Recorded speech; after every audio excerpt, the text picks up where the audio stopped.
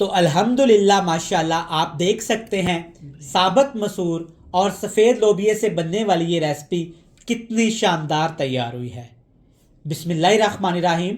अस्सलामुअलैकुम। मैं हूं इमरान और आप देख रहे हैं इमरान उमर यूट्यूब चैनल।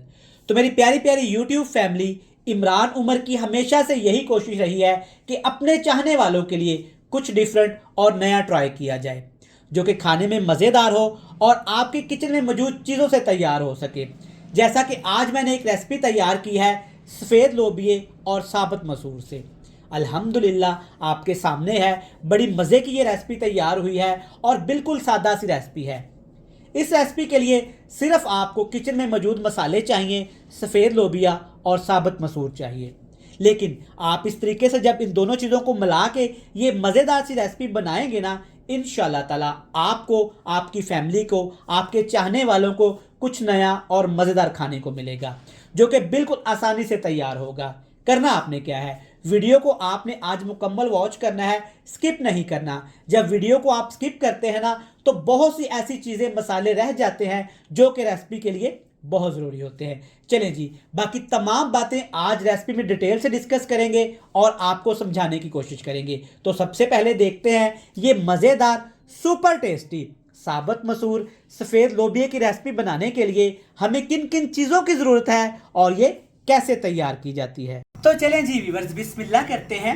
आज की ये मज़ेदार सुपर टेस्टी साबुत मसूर सफ़ेद लोबिया की रेसिपी बनाने के लिए सबसे पहले हम एक शानदार सा ग्रेवी वाला मसाला तैयार करेंगे, जिसके लिए यहाँ पे मैंने लिया है तकरीबन 1 कप कुकिंग ऑयल। आप घी का भी इस्तेमाल कर सकते हैं, कोई मसले वाली बात नहीं।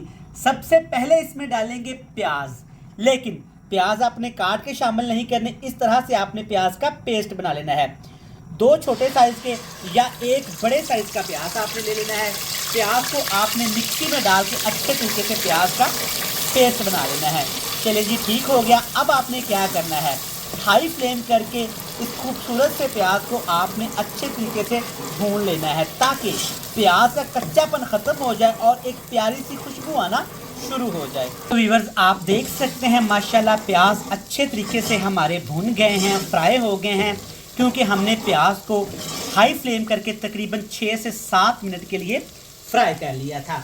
चलिए जी, अब मज़ीद चीज़ें इसमें जाएंगी। अब इसमें डालेंगे अदरक, लहसुन और सब्ज़ मिर्च का पेस्ट, जिसको मैंने अभी फ्रेश बना लिया था।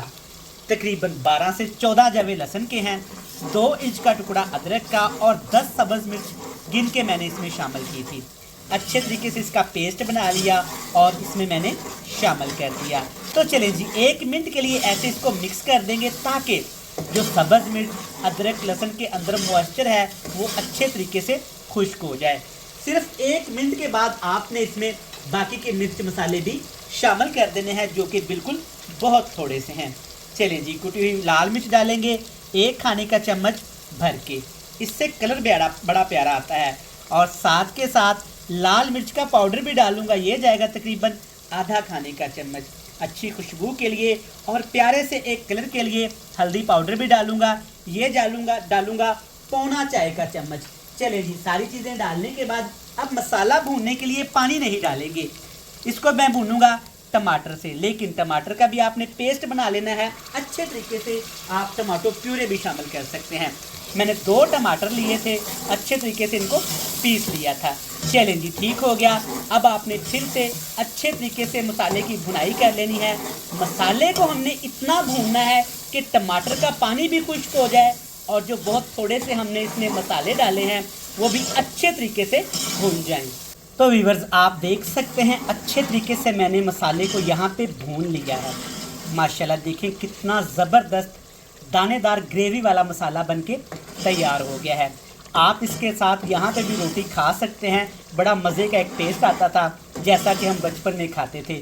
मसाला भूनते भूनते ये अल्हम्दुलिल्लाह रोटी हम खा जाते थे। चलिए जी, अब इसमें शामिल करेंगे लोबिया। सफ़ेद लोबिया का इस्तेमाल करूँगा, जो कि है तकरीबन 1 कप। 1 कप मैंने सफ़ेद लोबिया लिया था। सफ़ेद लोबिया को अच्छे तरीके से मैंने धो लिया था। आप देख सकते हैं माशाल्लाह काफ़ी साइज़ में डबल हो चुका है और पानी पी पी के मोटा ताज़ा हो चुका है। तकरीबन इसको मैंने 8 घंटे पहले भिगो के रख दिया था। और साथ के साथ इसमें साबुत मसूर डालूंगा। आप इसकी जगह पे कोई सी भी दाल का इस्तेमाल कर सकते हैं, लेकिन साबुत मसूर डालेंगे ना तो एक डिफरेंट सी अनोखी सी रेसिपी बनेगी जो कि खाने में भी मज़ेदार होगी और दिखने में भी खूबसूरत होगी। चलें जी, ठीक हो गया। दोनों दालों को शामिल करने के बाद अच्छे तरीके से इसको मिक्स कर लेंगे। अब याद रहे कि नीचे आग का फ्लेम बिल्कुल मैंने लो टू मीडियम सा कर दिया है। चलिए जी, अच्छे तरीके से मिक्स कर लिया। इसको भूनना नहीं है वरना दालें सख्त हो जाएंगी। साथ के साथ एक बड़ा कप भर के मैं इसमें पानी डाल देता हूँ। चलें जी, पानी डाल दिया, अच्छे तरीके से इसको मिक्स कर लेंगे।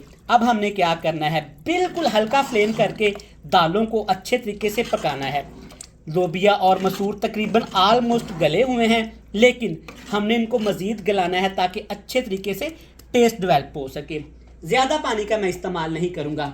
जिस जार में मैंने टमाटर ग्राइंड किए थे ना, उसमें थोड़ा सा पानी बचा हुआ है तो वो भी इसमें मैं डाल देता हूँ। चलें जी, हल्का फ्लेम करके ढक्कन लगाएंगे और दोनों दालों को पकाएंगे गलने तक, तकरीबन 20 से 25 मिनट। तो व्यूअर्स, यहाँ पे हमने सफ़ेद लोबिया और मसर पका लिया है हल्की आंच पे तकरीबन आधा घंटा। आप देख सकते हैं काफ़ी ज़्यादा स्टीम बन गई है। 5 से 6 दफ़ा मैंने अच्छे तरीके से सालन को मिक्स कर लिया था। और हाँ, एक मैं आपको चीज़ बताता चलूँ कि पानी मुझे थोड़ा सा कम लगा तो आधा गिलास पानी मैंने और डाल दिया था। चेक करें, माशाल्लाह अल्हम्दुलिल्लाह, लोबिया हमारा अच्छे तरीके से गल चुका है, मक्खन मलाई की तरह नरम और मुलायम हो चुका है। चेक करें, माशाल्लाह ज़बरदस्त। आपको वीडियो में नज़र आ रहा होगा कितना यमी ये सालन बन के तैयार हो रहा है। मेरी हमेशा से कोशिश होती है कि अपने व्यूवर्स के लिए वक्तन फ़वक्तन कुछ ऐसी रेसिपीज़ लेके आऊँ जो सस्ती भी हों और खाने में भी मज़ेदार हों। अभी तक हमने इसमें नमक नहीं डाला, अब नमक डालूँगा। नमक अब मैंने क्यों शामिल किया है, अगर पहले नमक शामिल कर देते तो साबुत मसूर और लोबिया अच्छे तरीके से नहीं गलना था, चिड़चिड़ा सा हो जाना था। तो इसलिए जब भी आप दालें बनाएं ना, स्पेशली दाल चना लोबिया और दाल मसूर, तो नमक आप एंड पे शामिल करें। अल्हम्दुलिल्लाह बड़ा ज़बरदस्त एक टेस्ट आ गया है। चलें जी, अब मज़ीद इसको खूबसूरत करने के लिए, टेस्टी बनाने के लिए 2 चीज़ें और डालूँगा। खुश्क धनिया पाउडर डालूँगा, ये जाएगा तकरीबन 1.5 खाने का चम्मच, 1.5 टेबल स्पून भर के। अगर आपको इसका टेस्ट नहीं पसंद तो आप इसे स्किप भी कर सकते हैं।